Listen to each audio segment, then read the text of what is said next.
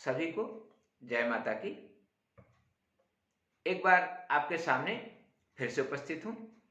आज बहुत ही खास व्रत के विषय में चर्चा करने वाला हूँ, जो आज के युग का सबसे प्रचलित व्रत है। और इसको चाहे ग्रामीण क्षेत्र हो या शहरी क्षेत्र हो या उच्च वर्गीय हो, सभी लोग बड़े ही धूमधाम से मनाते हैं। खासकर महिलाओं को तो इस व्रत का अत्यधिक ही बेचैनी के साथ इंतजार रहता है। इस व्रत की विशेषता यही है कि यह सिर्फ व्रत ही नहीं है, एक प्रकार का उत्सव भी है। यानी महिलाएं सिर्फ इसमें व्रत ही नहीं करती हैं, बल्कि हक से अपने पति से अपने मनोवांछित इच्छाओं को पूर्ण करने के लिए उनसे कुछ भी मांग लेती हैं। यानी यह व्रत सिर्फ भूखे प्यासे रहने का नहीं है, एक हर्षोल्लास वाला व्रत है। इस व्रत को आप सब जानते हैं, इसको बोलते हैं करवा चौथ। कुछ क्षेत्रों में इसको दशरथ चतुर्थी भी बोलते हैं, यानी बंगाल में खासकर, और कुछ क्षेत्रों में संकष्टी करक भी कहते हैं। कुछ जगह करवा भी कहते हैं, यानी इसके कई प्रकार के नाम हैं। यह 2021 में 24 अक्टूबर को पड़ने वाला है। यह व्रत हर साल कार्तिक कृष्ण पक्ष के चतुर्थी को मनाया जाता है और यह इस बार 24 अक्टूबर 2021 को पड़ रहा है। इस बार का करवा चौथ कई मायनों में बहुत ही खास है। इसकी पहली विशेषता कि इस बार रविवार को यह करवा चौथ पड़ रहा है। इसका मतलब यह हुआ कि भगवान सूर्य का भी आपको पूर्ण आशीर्वाद प्राप्त होगा।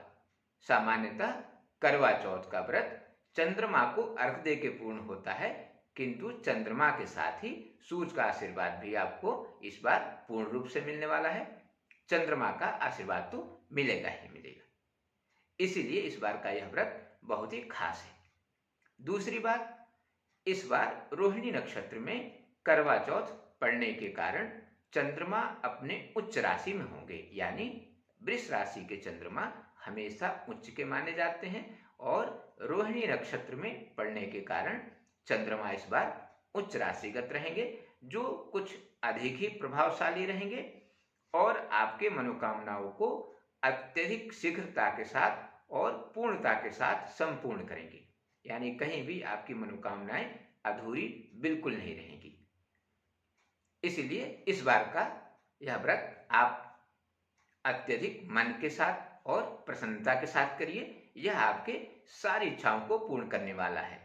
पति के दीर्घायु की इच्छा तो पूर्ण होगी ही, इसके साथ ही आपको अनेक प्रकार की खुशियां भी मिलने वाली हैं।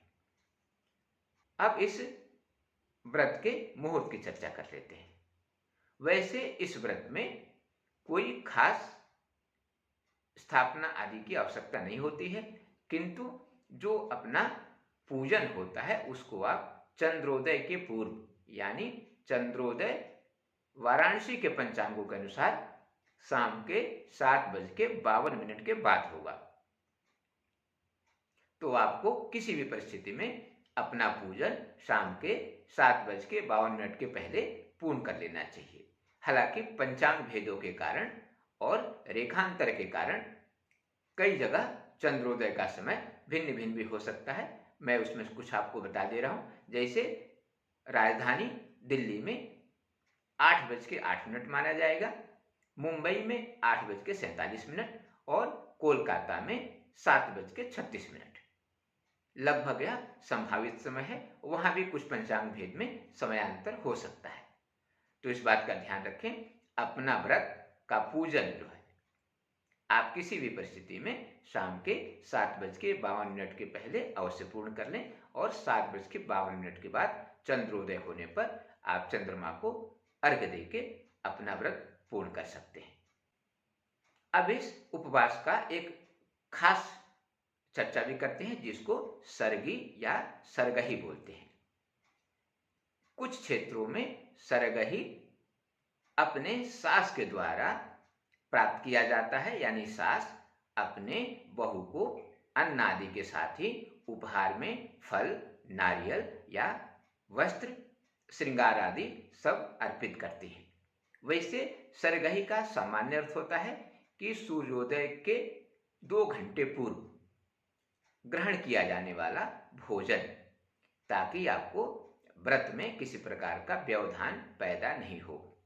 इसीलिए सरगही का बहुत बड़ा महत्व है और आप कोशिश करें कि सूर्योदय के 2 घंटे पूर्व ही स्नान आदि से निवृत्त होकर जो भी भोजन ग्रहण करना है उसको ग्रहण कर लें, या जो भी उपहार अपने बहुओं को देना है वो सास अवश्य ही दे दे।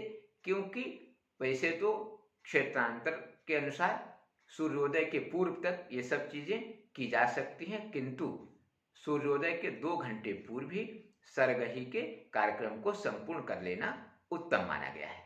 यानी एक बार और समझ लीजिए, सूर्योदय से 2 घंटे पूर्व ही आप स्नान कर लें और अपने सास के द्वारा प्राप्त अन्न या भोजन को ग्रहण करें और उनके दिए गए उपहार को आप अच्छे हृदय से स्वीकार करें। वह आपके सौभाग्य के लिए बहुत ही बड़ा लाभदायक चीज है।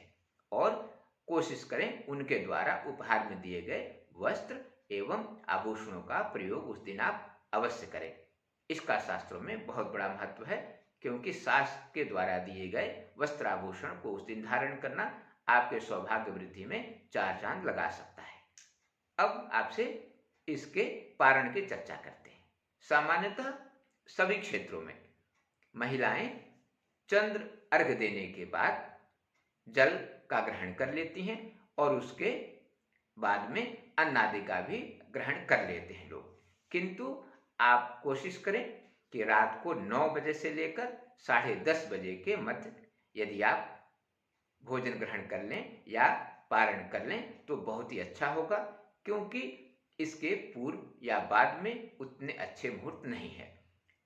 कोशिश करें कि 10:30 बजे तक तो आपके पारण का कार्यक्रम पूर्ण हो जाए, क्योंकि रात के 10:30 बजे के बाद रोग चौघड़िया है जो आपके मनोकामनाओं को कहीं न कहीं बाधित कर सकती है। इसलिए पारण का विशेष ध्यान रखें। यद्यपि पारण के लिए कोई भी बाधाएं या कोई भी प्रतिरोध नहीं है, फिर भी आपको कोशिश करके रात के 10:30 बजे के पहले पारण अवश्य कर लेना चाहिए। और आप इस व्रत के